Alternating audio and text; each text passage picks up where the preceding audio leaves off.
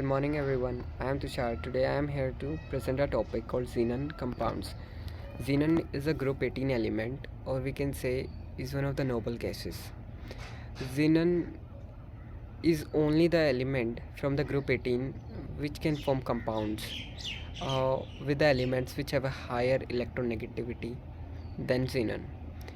Uh, there are a few reasons why only xenon forms compounds, other elements do not. The first reason is that other elements have a smaller size and high ionization energy, due to which we can say they can't lose or accept electrons. Even they have a stable electronic configuration. Even xenon have that, but xenon have a low ionization energy as compared to other. So after interacting the xenon with other elements which have a higher electronegativity, it can lose electron and can form compounds. Now we will start with the xenon fluorine compounds. First of all, I would like to say that xenon formed compound with fluorine and oxygen only, because these are the only two elements which have a higher electronegativity than xenon. Sorry. Let's get started. So here first, xenon fluoride compounds are most probably there are three, that are xenon difluoride, xenon tetrafluoride, and xenon hexafluoride. Xenon xenon difluoride can be formed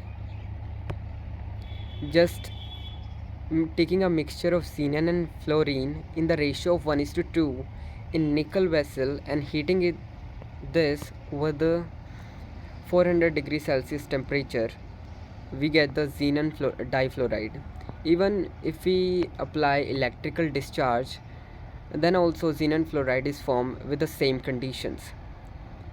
For formation of xenon tetrafluoride, we need to increase the ratio, and we have to take a ratio of 1:5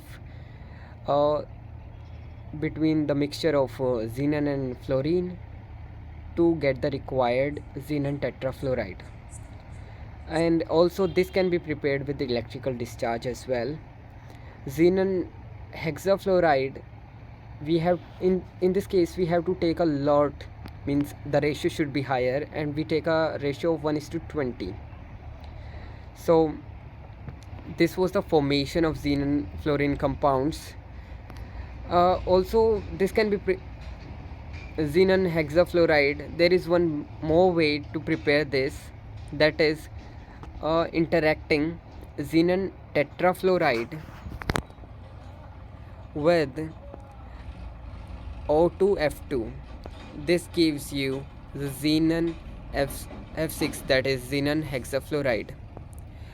If we talk about the physical properties, or we can say simple properties of these compounds, they are colorless.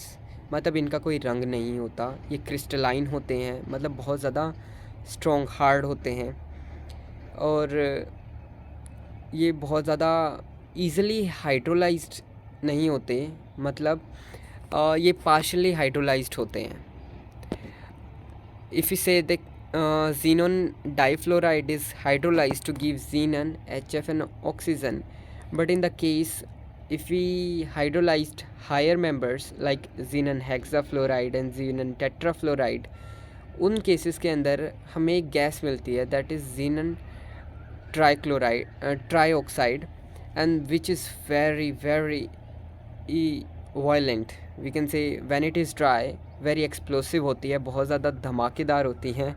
We can say because जब वो aqueous solution के अंदर होती है वो stable होती है, but when it ड्राइज वो एकदम से फट जाती है. So very violent and explosive होती है xenon ट्राइऑक्साइड.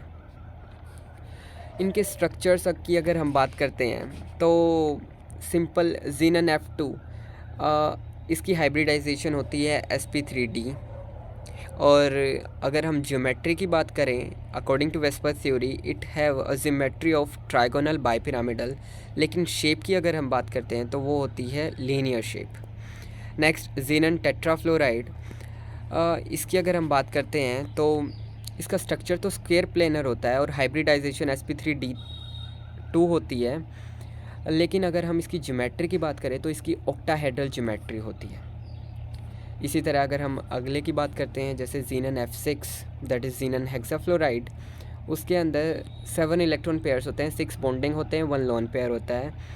तो रिज़ल्ट करता है कि लोन पेयर की वजह से जो लोन पेयर रिपल्शंस होती हैं उसकी वजह से स्ट्रक्चर में थोड़ा डिस्टोर्शन आ जाता है, मतलब थोड़ा बिगड़ सा जाता है, जिसकी वजह से वो डिस्टोर्टेड ऑक्टाहेड्रल स्ट्रक्चर कहते हैं। और इसकी जो हाइब्रिडाइजेशन होती है वो sp3d2 ही रहती है। अब हम बात करते हैं हमारे नेक्स्ट जो कि हैं जीनन ऑक्सीजन कंपाउंड्स। जीनन ऑक्सीजन के अंदर मेनली हम बात करेंगे जब हम हाइड्रोलाइज करते हैं higher members of xenon fluoride compounds तो हमें एक गैस मिलती है दैट इज़ जीनन ट्राईऑक्साइड। तो this is also a compound of xenon oxygen. So उसका स्ट्रक्चर कैसा होता है? स्ट्रक्चर उसका टेट्राहेड्रल होता है, और अगर स्ट्रक्चर तो उसका पिरामिडल होता है लेकिन ज्योमेट्री जो होती है वो उसकी टेट्राहेड्रल होती है। और इसकी जो हाइब्रिडाइजेशन होती है वो होती है sp3। ये कलरलेस होती है और एक्सप्लोसिव सॉलिड होता है, ये यहाँ पे भी लिखा हुआ।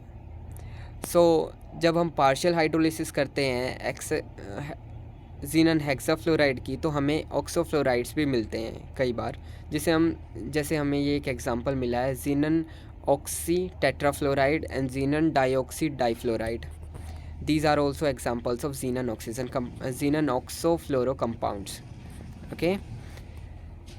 Next, here we are at the end, or we can say here we are talking about the uses of noble gases. So helium, first member, is used as a non-inflammable light gas, and it is used in like parachute.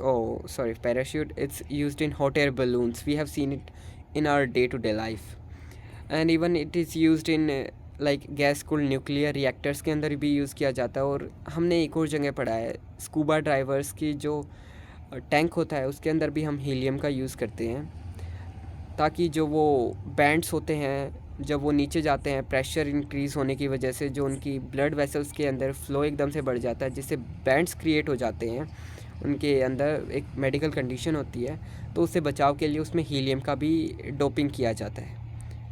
Next, neon की बात करें तो discharge tubes and fluorescent bulbs के अंदर use किया जाता है, और हमने इन्हें सड़कों के ऊपर भी देखा होगा, जो वो ऑरेंज कलर की लाइट्स होती हैं वहाँ पे भी नियॉन ही यूज़ किया जाता है, क्योंकि इसके पास फ्लोरेसेंट प्रॉपर्टी होती है कि ये लाइट से चमकता है।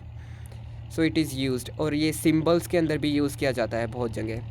आर्गन को हम यूज़ करते हैं एक इनर्ट एटमॉस्फेयर प्रोवाइड करने के लिए हाई टेम्परेचर पे, मेटलर्जी मतलब वेल्डिंग वगैरह के अंदर यूज़ करने के लिए, और इलेक्ट्रिक बल्ब्स के अंदर भी हम इसका यूज़ किया जाता है।